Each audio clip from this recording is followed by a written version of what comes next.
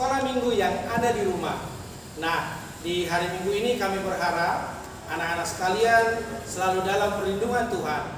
Nah, hari ini kita akan melakukan ibadah, dan sebelum kita memulai ibadah kita mau bernyanyi, memuji dan memuliakan Tuhan dengan lagunya apa, Bu? Lagunya yang pertama ada pujian, dan yang kedua hati-hati gunakan tubuhmu, dan yang ketiga saya senang jadi anak Tuhan. Nah, sebelum kita bernyanyi, kita mengundang anak-anak untuk bangkit berdiri.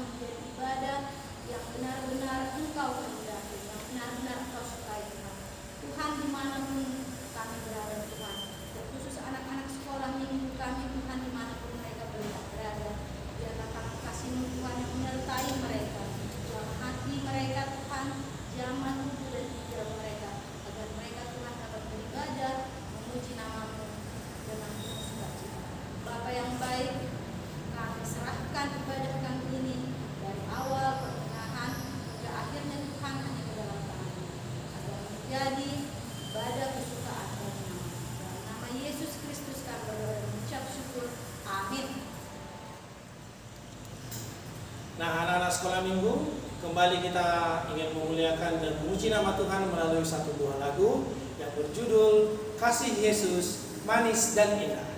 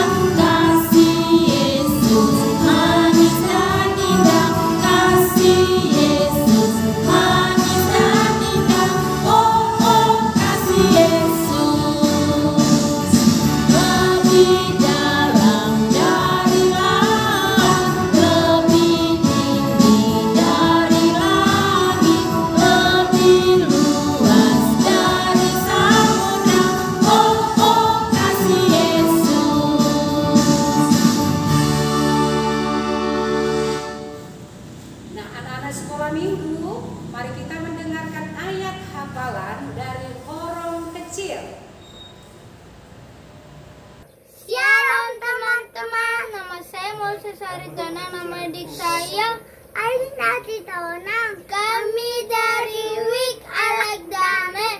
Ayat hafalan minggu ini tertulis dari 1 Timotius 6 ayat 10a. Karena akar segala kejahatan dialah cinta uang. Terima kasih. Shalom. Nama saya Noah Sipautar. Nama saya Mora Sipautar. Kami dari Wik Wonosari 4. Ayat hafalan minggu ini tertulis dari 1 Timotius 6 ayat 10a. Karena akar segala kejahatan ialah cinta uang. Saya tinggal di dasar 4. Ayat apa minggu ini tertulis dari 1 Timotius 6 ayat 10. Karena akar segala kejahatan ialah cinta uang. Halo, nama saya Stefanus Panggapian, umur 6 tahun dari Akademi. Saya akan menjawabkan ayat hafalan minggu ini yang tertulis dari 1 Timotius 6 ayat 10a. Karena akar segala kejahatan ialah cinta uang. Amin. Shalom Ibu Guru Sekolah Minggu. Nama saya Knesa Arwan. Nama saya Aurel Arwan. Kami dari Wik Alekdame. Ayat hafalan minggu ini tertulis di 1 Timotius 6 ayat 10a. Karena akar segala kejahatan ialah cinta uang. Amin. Terima kasih Guru. Shalom, nama saya Mega Sitorus. Dan saya Bek. Kami akan mengucapkan ayat hafalan 1 Timotius 6 ayat 10. Karena akar segala kejahatan ialah cinta uang. Karena akar dari kejahatan ialah cinta uang. Amin. Halo Kak Gilang. Nama saya Fania.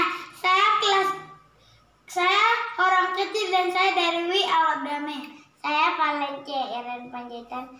Saya orang kecil dan saya dari Wik Alekdame. Ayat hafalan minggu ini tertulis dari 1 Timotius 6 ayat 10a. Karena akar segala kejahatan ialah cinta uang. Terima kasih. Shalom, nama saya Evangelina dan Husi Tanggang, orang kecil dari Wik Mumbang Muda.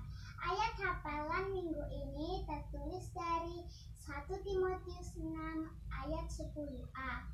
Karena akar segala kejahatan ialah cinta uang. Amin. Shalom, nama saya Hada, umur saya 4 tahun. Saya tinggal di Wik Alekdame. Saya mengucapkan ayat hafalan minggu ini tertulis dari 1 Timotius 6 ayat 10a. Karena akar segala kejahatan ialah cinta uang. Shalom. Nama saya Angelina, saya berterus. Nama saya Elia, saya berterus. Kami dari Patluasan. Ayat hafalan minggu ini tertulis dari 1 Timotius 6 ayat 10a. Karena akar segala kejahatan ialah cinta uang. Amin. Halo, nama saya Estra Laura Senturi dari WIK Kampung Kristen. Saya orang kecil. Ayat hafalan minggu ini tertulis dari Timotius 1 ayat 10a. Karena akar segala kejahatan ialah cinta uang. Nah, itu tadi dia ayat hafalan dari orang kecil. Sekarang mari kita mendengarkan ayat hafalan dari orang besar. Salam amanginan, nama saya Atmaja Wijaya terus orang besar dari Al-Damai. Ayat hafalan minggu ini tertulis dari 1 Timotius 6 ayat 10. Karena akar segala kejahatan ialah cinta uang, sebab oleh memburu uanglah beberapa orang telah menyimpang dari iman dan menyiksa dirinya dengan berbagai duka. Amin. Shalom, nama saya Mesisi terus. Saya akan mengucapkan ayat hafalan 1 Timotius 6 ayat 10. Karena akar segala kejahatan ialah cinta uang, sebab memburu uanglah beberapa orang telah menyimpang dari iman dan menyiksa dirinya dengan berbagai duka. Amin. Shalom Manginang, nama saya Octavian Orlando Sinaga dari WIK Pasaritan. Ayat hafalan minggu ini tertulis dari 1 Timotius 6 ayat 10. Karena akar dari segala kejahatan ialah cinta uang, sebab oleh memburu uanglah beberapa orang telah menyimpang dari iman dan menyiksa dirinya dengan berbagai duka. Shalom Manginang, nama saya Simon Putra Panjaitan. Saya kelas 6 SD, saya dari orang besar, dan saya dari WIK Al-Damai. Ayat hafalan minggu ini tertulis dari 1 Timotius 6 ayat 10. Karena akar dari segala kejahatan ialah cinta uang, sebab oleh memburu uanglah beberapa orang telah menyimpang dari iman dan menyiksa dirinya dengan berbagai duka. Terima kasih. Karena akar ialah segala kejahatan, ialah cinta yang sebab oleh memburu uanglah beberapa orang telah menyimpang dari iman dan menyiksa dirinya dengan berbagai duka. Amin. Terima kasih. Salam, perkenalkan nama saya Gabriel Pardede dari Kaunasar Lorong 2. Ayat hafalan minggu ini tertulis dari 1 Timotius 6 ayat 10. Karena akar segala kejahatan ialah cinta uang, sebab oleh memburu uanglah beberapa orang telah menyimpang dari iman dan menyiksa dirinya dengan berbagai duka. Selamat hari Minggu. Shalom buat kita semua. Perkenalkan, nama saya Ariel Arga Sinaga dan saya Lara Sinaga. Kami akan membacakan ayat hafalan minggu ini yang tertulis dari 1 Timotius 6 ayat 10. Karena akar segala kejahatan ialah cinta uang, sebab oleh memburu uanglah beberapa orang telah menyimpang dari iman dan menyiksa dirinya dengan berbagai duka. Terima kasih. Nama saya Elizabeth Centuri dari Horong Besar. Karena akar kejahatan ialah cinta uang, sebab oleh memburu uanglah beberapa orang menyimpang iman dan menyakiti dirinya sendiri dengan penuh duka. Nama saya Tiga Jonis Penina, pengabdian kelas sendiri dari Akademi. Nama saya Nefita Winda, pengabdian kelas 4 SD dari Akademi. Kami akan mengucapkan ayat pada minggu ini tertulis dari 1 Timotius 6 ayat 10. Karena akar segala kejahatan ialah cinta uang. Sebab oleh memburu uanglah beberapa orang telah menyimpang dari iman dan menyiksa dirinya dengan berbagai-bagai duka. Terima kasih. Amin. Shalom. Shalom Minang, shalom untuk kita semua. Saya Amraldini Asimaya Manihuruk. Saya Gracia Florencia Tania Manihuruk. Kami akan mengucapkan ayat hafalan yang tertulis dari Matius 5 ayat 37. Jika ya, hendaklah kamu katakan ya. Jika tidak, hendaklah kamu katakan tidak. Apa yang lebih daripada itu berasal dari si jahat. Terima kasih.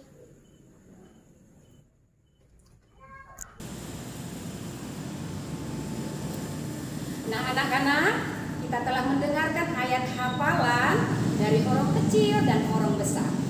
Nah, sekarang ayat hafalan untuk minggu yang akan datang untuk orang besar dan orang kecil tertulis dari Matius 5 ayat 37. Nah, sesudah dihafal, jangan lupa untuk mengirim kepada Inang Bible Pro Boru Parapat selambat-lambatnya hari Kamis. Nah, jangan lupa sekali lagi kirimkan rekaman ayat hafalan kepada Inang Bible Pro Lambok Boru Parapat paling lambat hari Kamis.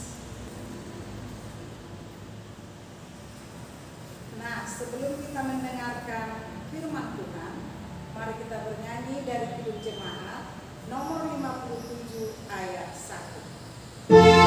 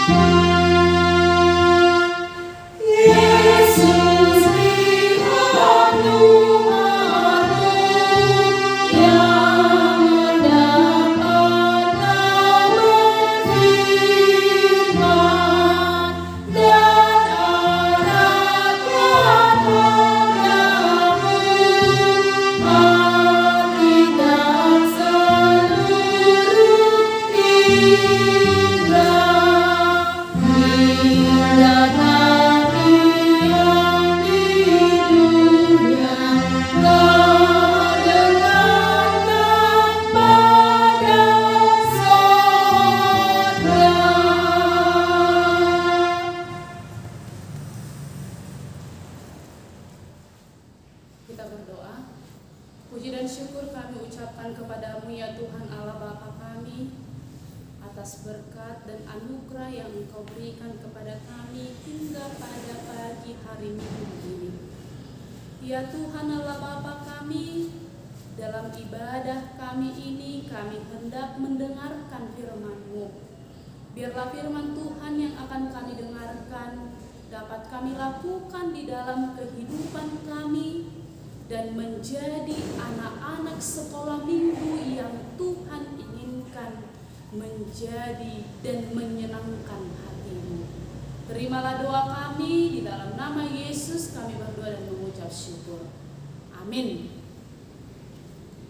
Shalom, selamat hari Minggu adik-adik sekolah minggu sekalian.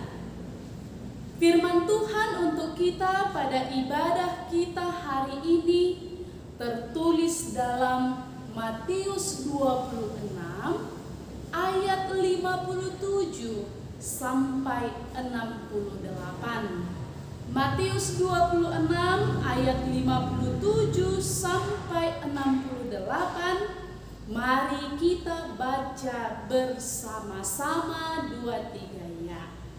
Yesus di hadapan Mahkamah Agama. Sesudah mereka menangkap Yesus, mereka membawanya menghadap Kayafas imam besar. Di situ telah berkumpul ahli-ahli Taurat dan tua-tua. Dan Petrus mengikuti dia dari jauh sampai ke halaman imam besar. Dan setelah masuk ke dalam, ia duduk di antara pengawal-pengawal untuk melihat kesudahan perkara itu. Imam-imam kepala malah seluruh mahkamah agama mencari kesaksian palsu terhadap Yesus, supaya ia dapat dihukum mati. Tetapi mereka tidak memperolehnya, walaupun tampil banyak saksi dusta. Tetapi akhirnya tampillah 2 orang yang mengatakan, orang ini berkata, aku dapat merubuhkan bait Allah dan membangunnya kembali dalam 3 hari. Lalu imam besar itu berdiri dan berkata kepadanya, tidakkah engkau memberi jawab atas tuduhan saksi ini terhadap engkau? Tetapi Yesus tetap diam. Lalu kata imam besar itu kepadanya, demi Allah yang hidup, katakanlah kepada kami apakah engkau Mesias anak Allah atau tidak? Jawab Yesus, engkau telah mengatakannya. Akan tetapi aku berkata kepadamu, mulai sekarang kamu akan melihat Anak Manusia duduk di sebelah kanan Yang Maha Kuasa dan datang di atas awan-awan di langit. Maka imam besar itu mengoyakkan pakaiannya dan berkata, ia menghujat Allah. Untuk apa kita perlu saksi lagi? Sekarang telah kamu dengar hujatnya. Bagaimana pendapat kamu? Mereka menjawab dan berkata, ia harus dihukum mati. Lalu mereka meludahi mukanya dan meninjunya. Orang-orang lain memukul dia dan berkata, cobalah katakan kepada kami, hai Mesias, siapakah yang memukul engkau? Demikian firman Tuhan. Baiklah adik-adik sekolah minggu sekalian, Ibu mau bertanya, pernahkah adik-adik sekolah minggu melihat pengadilan negeri? Atau pernahkah adik-adik sekolah minggu pergi ke pengadilan? Oke. Tahukah adik-adik sekalian, untuk apa pengadilan tersebut? Dan siapakah yang berada di pengadilan? Oke, Ibu guru akan menerangkan. Yang berada di sebuah pengadilan adalah orang yang harus diadili. Yang bagaimana orang yang harus diadili? Orang yang harus dihukum. Pengadilan negeri itu adalah tempat menjatuhkan hukuman kepada seseorang yang berbuat kesalahan, yang berbuat kejahatan. Contohnya apa? Pembunuhan, perampokan, dan lain sebagainya. Itulah bentuk-bentuk kejahatan yang harus dihukum. Dan sebelum dia dijatuhi hukuman, dia dibawa dulu ke sebuah pengadilan, yaitu tadi pengadilan negeri, dan di sanalah ditentukan hukuman yang dijatuhi kepada dia. Contohnya, berapa tahun dia harus dipenjara? Di dalam pengadilan negerilah ditetapkan. Di dalam pengadilan negerilah diputuskan hukuman atas kesalahan yang dia lakukan. Siapa yang menghukum? Jaksa. Dan tadi Ibu Inam bilang, siapa yang berada di sana? Ada banyak saksi-saksi. Jadi saksi-saksi ini bertugas untuk memberikan penjelasan terhadap masalah, terhadap perkara yang harus diputuskan tadi. Nah, adik-adik sekolah minggu sekalian, dalam firman Tuhan ini, siapa yang dibawa ke pengadilan? Yang telah kita baca tadi, siapa yang dibawa ke pengadilan? Iya, Tuhan Yesus. Tuhan Yesus yang dibawa ke pengadilan dan dia harus dihukum. Tapi apa kesalahannya? Tidak ada kesalahan Tuhan Yesus. Jadi kenapa dia harus dibawa ke pengadilan itu? Jadi kenapa dia harus dibawa sementara dia tidak bersalah? Dia tidak ada melakukan perampokan, dia tidak ada melakukan pembunuhan, dia bukan seorang koruptor. Bukan. Tetapi dia harus dihukum.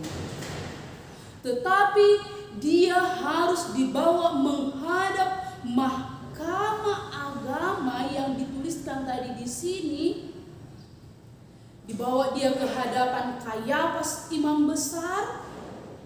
Di situ telah berkumpul ahli-ahli Taurat dan tua-tua.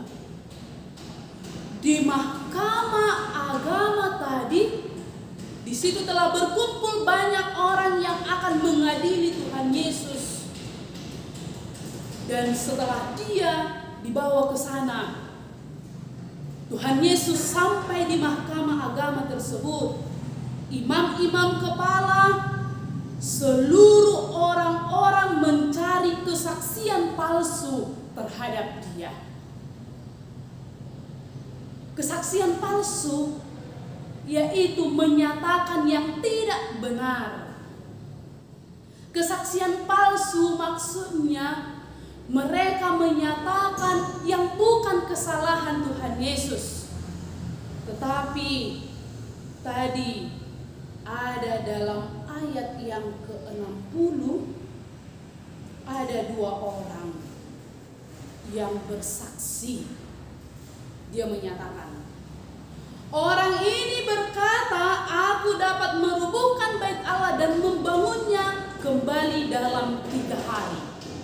Ya memang Tuhan Yesus mengatakan demikian. Dan apakah Tuhan Yesus mampu melakukan itu? Sebenarnya bisa. Karena dia adalah Allah, dia adalah maha segalanya. Apapun yang dia katakan bisa terjadi. Kalau dia katakan, jadilah rumah Tuhan, seperti yang dikatakan dalam 2 orang tadi. Orang ini berkata, aku dapat merubuhkan bait Allah dan membangunnya kembali dalam 3 hari. Bisa dia lakukan itu? Bisa. Lalu imam besar itu berdiri dan berkata kepadanya, tidakkah engkau memberikan jawab atas tuduhan saksi-saksi ini terhadap engkau? Apa yang dilakukan oleh Tuhan Yesus? Dia tetap diam. Dia diam. Dia tidak mau berkata-kata. Karena apa? Dia tidak ingin berdebat dengan mereka. Namun ketika imam besar itu berkata kepadanya, apakah engkau Mesias anak Allah atau tidak? Disitulah Tuhan Yesus menjawab, engkau telah mengatakannya. Artinya imam besar tadi bertanya kepada Tuhan Yesus, apakah engkau anak Allah? Lalu Tuhan Yesus berkata, iya, kamu tadi sudah menyatakannya. Memang betul, dia adalah anak Allah. Dia adalah yang diturunkan, yang lahir ke dunia ini menjadi sama seperti manusia untuk menebus dosa kita semua. Dia adalah Mesias. Dia adalah juru selamat. Dia adalah yang bisa membawa kita kepada keselamatan. Jadi adik-adik sekolah minggu sekalian, dari firman Tuhan ini kita mau belajar, janganlah sekali-kali bersaksi dusta. Janganlah sekali-kali menyatakan kebohongan supaya orang lain dihukum. Contohnya, ketika adik-adik sekolah minggu bermain-main, berantem, dan dipanggil gurunya, dipanggil guru sekolah minggunya kan, lalu ditanya, kenapa kalian berantem? Tidak usah langsung menjawab, dia yang salah tadi, dia yang salah tadi, dianya, saling menuduh. Tidak boleh. Tapi berikanlah kesempatan kepada temanmu. Kalau dia sudah berbicara duluan, biarkan dulu dia berbicara. Biarkan dulu dia menyatakan apa sebenarnya yang terjadi. Nah, setelah dia selesai bicara, lalu kamu juga bicara, menjelaskan apa sebenarnya yang terjadi. Jadi kalau kita sama-sama bicara, dia yang salah, siapa nanti yang akan dibela oleh gurunya? Mana tahu nanti gurunya siapa yang sebenarnya bersalah. Tetapi kalau satu-satu berbicara, menerangkan seperti ini ya sebenarnya tadi Ibu Guru. Ini yang kami lakukan tadi Ibu Guru. Makanya kami bertengkar Ibu Guru. Kan kalau seperti itu damai.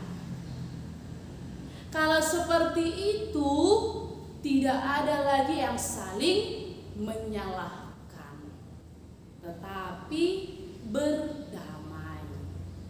Kalau sudah nampak kesalahan itu, ya yang bersalah minta maaf lah. Ya kan? Yang bersalah mengakui kesalahannya lah. Bukan jadi malah memusuhi kembali. Tidak. Tetapi siapa yang bersalah dihukum. Ya begitu. Dan jangan mengulangi kesalahannya lagi. Begitu seharusnya. Tetapi dalam firman Tuhan ini sebenarnya adik-adik sekolah minggu sekalian, Tuhan Yesus sama sekali tidak bersalah. Dia sama sekali tidak melakukan yang namanya kesalahan. Tetapi dia harus dihukum. Tetapi dia harus mati di kayu salib. Bahkan tadi dikatakan dia ditinju, dia diludahi karena manusia itu. Dia rela menerima hukuman terhadap dirinya hanya untuk membela manusia. Yesus tidak menjawab tuduhan-tuduhan para saksi-saksi palsu tadi terhadap dia. Bukan karena Yesus itu bodoh, bukan. Bukan karena Yesus itu tidak mau membela dirinya, bukan. Tetapi dia tidak menjawab apapun tuduhan kepadanya karena dia mau membela manusia dari setiap kesalahan yang manusia lakukan. Jadi adik-adik sekolah minggu sekalian, kita harus menyadari kenapa Tuhan Yesus tidak melakukan pembelaan terhadap dirinya. Adik-adik sekolah minggu sekalian harus mengingat mengapa Tuhan Yesus tidak melakukan Taurat tadi, para imam-imam besar tadi, para saksi-saksi tadi, mengapa Yesus tidak melawan? Bukan karena Yesus tidak dapat melawan mereka, tetapi Tuhan Yesus tidak melawan hanya untuk membela kita, hanya untuk menyelamatkan kita. Itu adik-adik sekolah minggu yang harus ingat. Jadi bagaimana kita di dalam kehidupan kita ini untuk menunjukkan bahwa Tuhan Yesus telah membela kita, bahwa Tuhan Yesus telah menyelamatkan kita. Tunjukkanlah itu melalui perbuatan yang baik.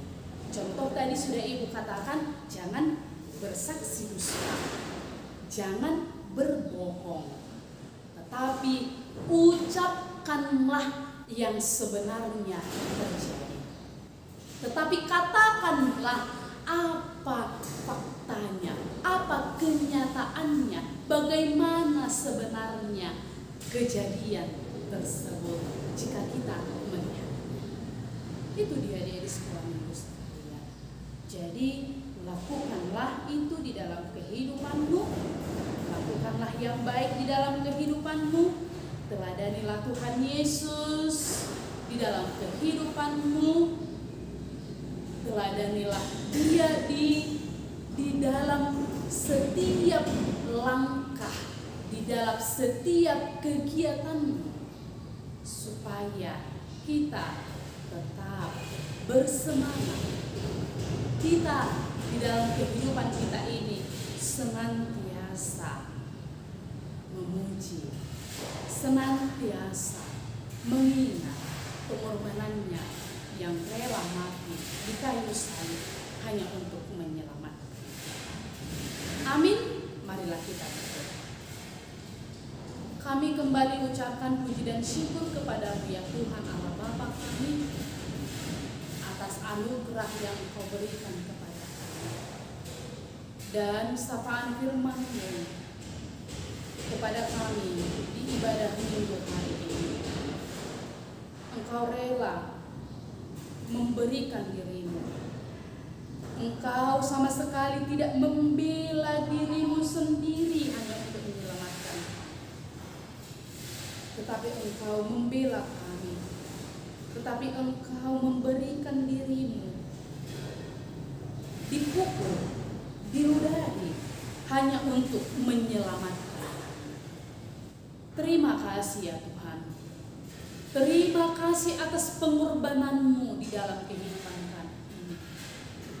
Tuntunlah kami, ajarilah kami untuk melakukan apa yang Engkau kehendaki, supaya kami layak bersama-sama dengan Engkau menerima mahkota kehidupan yang telah Engkau sediakan bagi kami semua. Ampunkan kami dari setiap dosa kami ya Tuhan. Hanya di dalam nama-Mu kami berdoa dan mengucap syukur. Amin.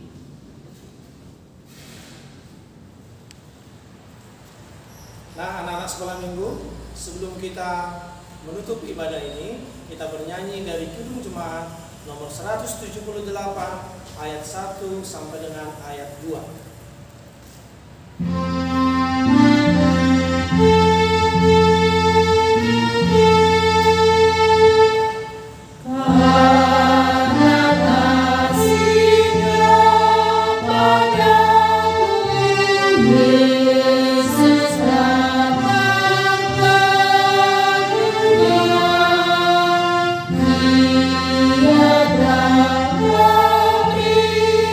Hidup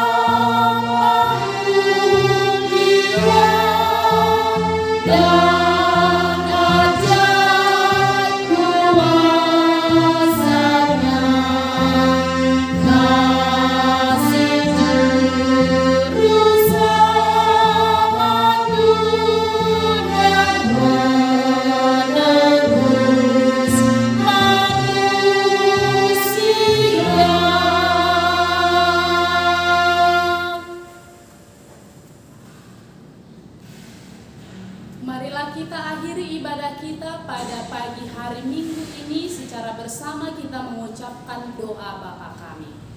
Bapa kami yang di surga, dikuduskanlah namamu, datanglah kerajaanmu, jadilah kehendak-Mu di bumi seperti di surga. Berikanlah kami pada hari ini makanan kami yang secukupnya, dan ampunilah kami akan kesalahan kami seperti kami juga telah mengampuni orang yang bersalah kepada kami. Dan janganlah membawa kami ke dalam pencobaan, tetapi lepaskanlah kami daripada yang jahat, karena Engkaulah yang punya kerajaan dan kuasa dan kemuliaan sampai selama-lamanya. Amin. Anugerah dari Tuhan kita Yesus Kristus, kasih setia dari Allah Bapa, dan penyertaan Roh Kudus kiranya menyertai kita sekalian. Amin.